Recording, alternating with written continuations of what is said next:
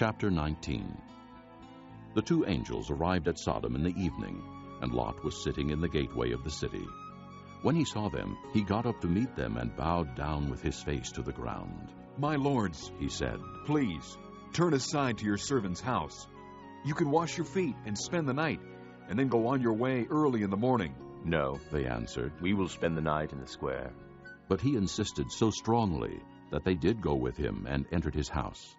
He prepared a meal for them, baking bread without yeast, and they ate.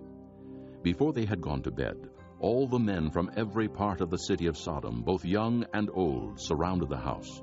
They called to Lot. "Where are the men who came to you tonight? Bring them out to us so that we can have sex with them." Lot went outside to meet them and shut the door behind him and said, "No, my friends, don't do this wicked thing. Look, I have 2 daughters who have never slept with a man. Let me bring them out to you, and you can do what you like with them. But don't do anything to these men, for they have come under the protection of my roof." "Get out of our way," they replied, and they said, "This fellow came here as an alien, and now he wants to play the judge. We'll treat you worse than them." They kept bringing pressure on Lot and moved forward to break down the door.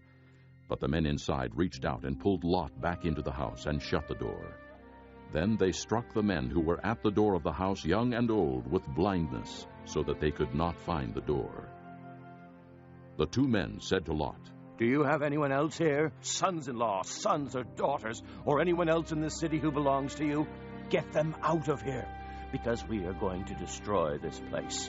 The outcry to the Lord against its people is so great that he has sent us to destroy it." So Lot went out and spoke to his sons-in-law, who were pledged to marry his daughters. He said, "Hurry and get out of this place, because the Lord is about to destroy the city." but his sons-in-law thought he was joking. With the coming of dawn, the angels urged Lot, saying, "Hurry, take your wife and your 2 daughters who are here, or you will be swept away when the city is punished." When he hesitated, the men grasped his hand and the hands of his wife and of his 2 daughters, and led them safely out of the city, for the Lord was merciful to them. As soon as they had brought them out, one of them said, "Flee for your lives. Don't look back, and don't stop anywhere in the plain. Flee to the mountains, or you will be swept away." But Lot said to them, "No, my lords, please. Your servant has found favor in your eyes, and you have shown great kindness to me in sparing my life. But I can't flee to the mountains. This disaster will overtake me, and I'll die.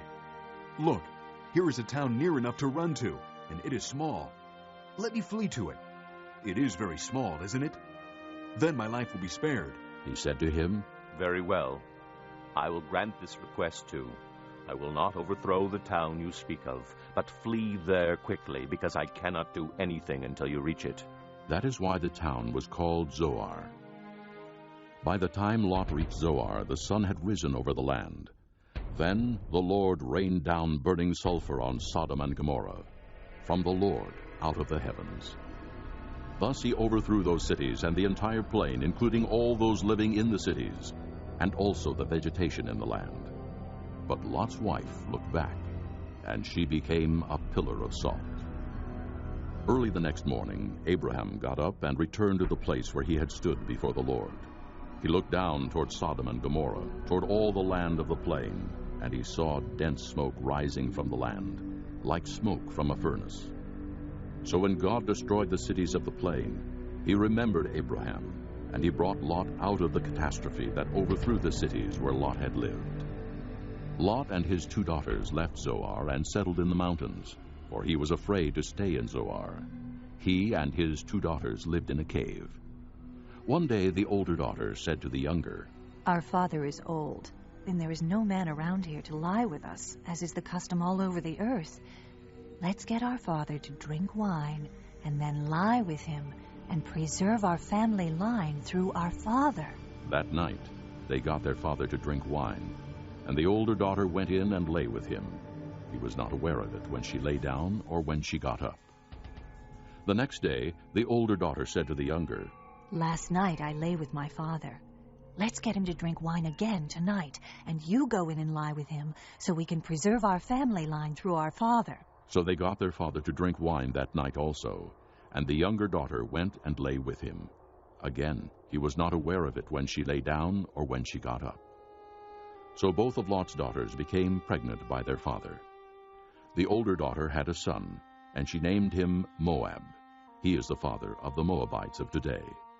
The younger daughter also had a son, and she named him Ben-Ammi. He is the father of the Ammonites of today.